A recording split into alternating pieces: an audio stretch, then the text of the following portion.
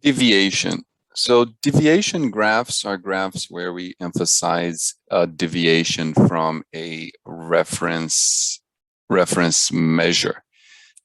Usually these can be line graphs or points or bars. So actually it can be all sorts of visual objects. The main characteristic is that there is a change from a standard point, and also is usually when we are observing both positive and negative values. So this bar graph here, this is a standard bar graph, a categorical bar graph. It has categories, and it also has a numeric value. Let's say this is kind of, say it's percentage, it doesn't say here, but and as we can see here, this is actual to plan variance, let's say, of budgets. So each department has a budget, the amount of money they allocate to each department, and then you can see how much money was actually spent and if it corresponds to that budget. So the actual versus planned budget. And a deviation graph is good because we have both positive and negative, and we can see how different categories compare across them. Deviation doesn't have to be just categories, but sometimes, often there will be categories, and to see how these categories deviate from a reference point. So in this case here, we can see that sales marketing was 7% above budget. So it looks like about 7 over here, or maybe 7.5. So the sales marketing was 7% above budget, but the marketing department, the sales department was 7% above budget. The marketing department was about also 7 or 7.5% below budget. So this doesn't mean that it spent 7, or it doesn't mean that the ones close to here spent 0. It's just the deviation from a reference point, so the deviation from whatever the budget was. Systems department was about 2% less. HR 17% under budget or less than the budget, and then finance 5%, and so on. So the graphs that you use for this may just be sometimes line graphs, or sometimes bar graphs. You can also use points, but the main thing is that there's a reference line or a reference point that the values compare to, and we often have both positive and negative values. So we have an example over here about projected annual rate of change in industry employment from 2019 to 2029, so the 10-year projection. Now, these are all projections, so this is not the same as the previous example comparing expected versus actual. These are all projected. However, because we know some are projected to go up and some are projected to go down, we have a kind of deviation graph. The center line here is the center point where we are, at the reference line or the reference point. Oops. It's this over here, this black line. And then so we can see that some industries are projected to go up 1.4%. Some industries are projected to go down. I'm sorry, these all go up, right? And these all go down. And some, if it stays the same, it stays at 0. So notice we have both positive and negative projections. So deviation graph makes sense. It's, in a way, it's a bar graph. It's also a horizontal. This is the horizontal bar graph. So often, if you're using a bar graph, depending on the program you're using, if you just use a regular bar graph, they may already automatically create the deviation for you. Some lines go down below the reference, below 0, and some go up. Notice that, so each area, each industry is a category, and it has their own bar. The projection itself is numerical. The projection of annual rate of change for wage and salary. It's industry employment, so it's amount of employment in that industry. And also we have actually a third dimension, or third variable here, which differentiates service versus goods producing. So they're able to add that kind of information there too, because some industries are either services or some industries are goods. So mining is goods, healthcare is services, and usually it's mutually exclusive. So If mining was both services and goods, it kind of would be hard to make this distinction, but because each industry is either service or goods, then we can kind of do that. So we add this third dimension. So one dimension are the industries themselves. The other dimension is the employment projection change. And then the third dimension is whether each industry is service or goods. Now there's an extra line here, total non-agricultural wage and salary annual growth.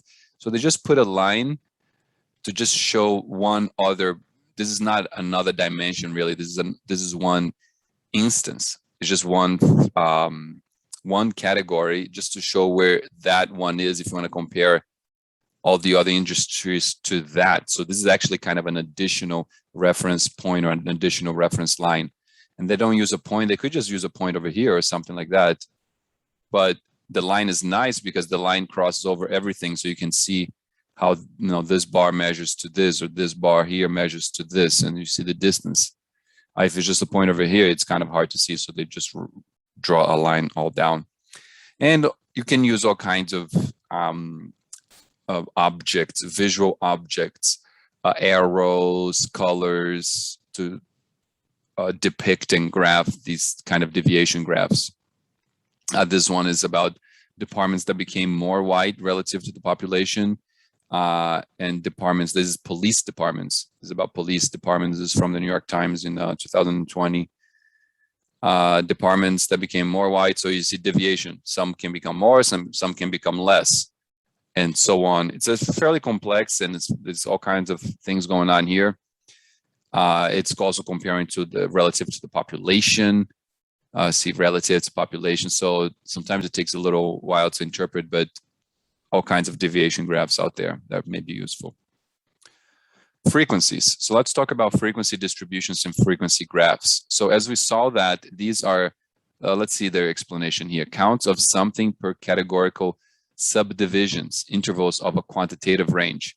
So this, I'm not really sure if these are could be called category subdivisions, I guess, but these usually are not categorical subdivisions in the sense that they're purely categorical. They're actually numeric. And this is a histogram. Now there are other ones, frequency polygon, but let's just focus on the histogram, which we have worked with before. And in the histogram, they're both quantitative dimensions. So we have one quantitative dimension here. This is order count. So how many orders were sold for each kind of item. But the kind of item, it's not like goods or like, let's say, toys and shirts and pants and so on. This is not how we're dividing it. This is not a histogram.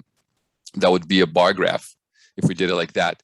A histogram is when we have bins or ranges of quantitative values.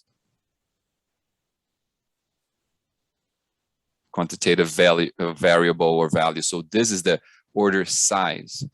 So the order size of less than 10, order size between 10 and 20, order size 20 and 30. So you can see that the orders less than 10, there were about 5,000 orders that was less than $10. And then maybe 1,700 that were between 10 and 20 and so on. So frequency distribution, this is a frequency distribution. We've worked with this before. Here's another neat example about frequency distribution that helps us clarify this notion of multiple dimensions, because they all kind of, these ones are very similar dimensions. So take a look at that. So this is the number of M&Ms in a bag. So somebody did a study to see how many actual individual pieces of M&M were in each bag. Supposedly they should be the same weight, but what if you wanted to check how many are in each bag? So here we have a count on the x-axis. So this is the count of M&Ms, 54, 55, 56, 57. So this is kind of like our range or our bin. And they'll notice that the frequency is not the frequency of each, is the frequency of bags that have these numbers, these counts. So here, this one here, 4. So there were 4 bags. So it may be able to write frequency of bags. And this is count of M and M's. So 4 bags had 55, 6 bags had 56, 6 bags had 57, 5 bags had 58, 2 bags had 59, 2 bags had 60. And it's kind of nice too, because it looks like a normal, that symmetrical normal distribution, as we kind of would expect, right? We would hope most M&M bags have the same quantity here on the top of actual M&Ms, and only a few bags were kind of like a little bit undercounted or chipped or undercounted. Okay, last one we're going to be talking about is correlation. So correlation is the comparison of two paired sets of measures to determine if, as one set goes up, the other set goes either up or down in a corresponding manner. And so these two sets of measures, so these are actually two, or could have more, but at least two here we're just going to be working with two quantitative, too many T's, quantitative variables. Remember, when I say variables, I also mean dimensions or fields or measures here. And paired in the sense that it's kind of the same unit, like the same thing has those two measures. So here I'll go over into the example to make that point clear. And usually we're going to use what is called a scatter plot. Scatter plot is when we plot dots of 2 dimensions, 2 variables in a graph. We plot all the multiple instances. So let's take a look at this example here. This is correlation of employee heights and salaries. So each dot is one of the employees in our firm or our city or our country or whatever. So each of these is important, is that this is an employee. And each employee has both a salary and a height, that is their own height of their body. And that's what this means by paired. It means that the same instance of the thing, the same one unit, has those 2 measures. And then we can see that this person here, maybe this one is for John. John makes $40,000 and his height is about 60, I don't know, what would this be? Would this be inches? This must be inches. No, this can't just be inches. So I'm not really sure the measure here, but it could be inches, I guess, right? Maybe let's say, I think it's inches. So inches. So one person, if the person is about one person here, John makes 40,000 and he's at 63 inches. And then we have Frank over here. He's 75 inches and he's actually making more money. He's making like over $70,000 and so on. And this is, Larry and Alex is here and she's like 72 and something, and makes 60,000. And then once you plug all the instances, so these are all the instances themselves, right? And you can kind of call this a dimension. It's not really in a way, but we are pointing every data point along 2 variables. And this is the correlation and the scatter plot. And what we often have is this line, we call it the best fit line, or also trend line. And the trend line is usually the best fit line, and this one is linear. This one here is linear, but because we're looking for linear relationships, usually with correlation and scatter plot. And linear meaning like we're not looking for like a relationship like this, like a sine wave kind of relationship. This is not linear. And we could find this relationship somewhere, but usually we're interested in a kind of linear relationship to give us an indication that 2 variables are correlated. That is, they move together. As one goes up, the other goes up together, or down, there would be inverse relationship. And let me mention something here about the line. So in this case, we have a positive relationship, and it's positive because the slope is greater than 0. So if we have a horizontal line, the slope equals 0, and that means 0 correlation. One variable changes. So let's say, John makes 40,000, but he's 60 inches, and everybody, let's say if everybody was the same height, everybody was 75 inches, but some people are making 40, some people are 60, some people making 80. So the height doesn't matter, because if everybody's the same height, it's hypothetical. Let's suppose that all the points were in this line here. People would be making different amounts of money, but they all be the same height. So that means slope is 0, 0 correlation. Now, if the slope is slightly above 0, like this, or this is kind of considerable, then the correlation, let's say correlation is greater than 0. That means we have is indication of some correlation. And that's a positive correlation. If it's less, so if it's going down like this is a negative correlation. Slope is less than 0. And here we can see it's positive because it's going in this direction. Now, if it was going in the other direction, let's imagine that the points were kind of lined, over here, and then the relationship was more like this. So what would this mean? Well, this would mean that as the heights go down, so as people are like of shorter height, they start making more money. They make more money as the heights go down, right? So that's correlation, and this is the scatter plot with the trend line. Okay, so this is just completely hypothetical. It's not associated with anything. And this is positive correlation. So once again, vertically up like this, not completely vertically, but diagonally up. And then this is the negative correlation. And then if it's too scattered around, there's might not be no correlation. You can put a line here, but it's kind of hard to determine. I mean, the trend line may in fact be here for these kind of data points.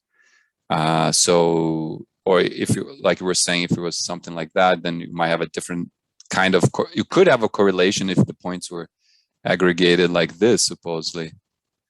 But it's not a linear correlation, and that gets more complex, so we won't get into it here. Now, of course, not everything that is correlated is causation, right? Correlation, that's the first kind of rule of science. Correlation is not, well, actually I should probably put something like this, not necessarily, it's not always different. It's not exactly equal to causation. So we have here Internet Explorer use, this is web browser, type of web browser, and the murder rate. So these are actual real data points of people using this kind of browser and the actual murder rate in the United States. So you can see that as time goes by, times go forward. So the blue one is murder rate, and the green bars is Internet Explorer market share. So how many people are using Internet Explorer web browser? So you can see that actually they look very correlated. They go down together very well. Now, this is not a scatter plot. It's a little bit different. We have a line graph with a bar graph, and we have 3 dimensions, 1 dimension here of the time, 1 dimension here for Internet Explorer use, and then let's see, Internet Explorer market share. So actually they put it probably this market shares, since that's percentage proportion. That's here, and murder rate is here. As the use of Internet Explorer goes down, so does the murder rate. Looks pretty closely, but correlation, not necessarily causation. Often causation has correlation, but they may be independent actually from each other. Some causation has no correlation on the data points because, the world is complex. So outside in the world like that, you may not find a correlation, even though there's causal mechanisms there. But in the lab, usually correlation, I think maybe 100% in the lab, actual experiment, correlation and causation should be equal, and causation will have correlation, but correlation, not causation. So these are important concepts to keep in mind. Here are some other examples of a scatter. So this is a scatter plot of income inequality. This is actual data from studies showing the relationship between income inequality and life expectancy in years of countries. So once again, each point is a country. So these are our instances, and each country is the unit of analysis. We have one variable here, income inequality, and it's always goes up to the right, right? That's the basic kind two-dimensional graph that we use. Goes up to the right and then goes up to the top on the y-axis. We can see that this is a negative correlation, meaning as one goes up, the other goes down. So as income inequality goes up, life expectancy goes down. And this is the trend line that it was shown here. As we can see, US, very high, Singapore, very high, Portugal, kind of relatively high inequality, income inequality, and the life expectancy is worse. In countries where income inequality is better, life expectancy is higher. Now, also, you got to determine which one is the cause. And that comes, from thinking and from reasoning and from other related experiments and other related data, so on. But the idea here is that the income inequality, unequal countries is causing. This is the cause and this is the effect. I have another one related here. The correlation is even closer. Now, this is not made up. This is real data. And you can examine this research to see this correlation too. So income inequality in the countries goes up. Now we have a positive. We always can automatically tell if it's positive or negative, because positive goes this way, negative goes this way. And this is index of health and social problems. So it's a measure of combining all the health and social problems. So we can see that the higher income inequality, the higher health and social problems. The lower income inequality, lower health and social problems. So that's a positive correlation.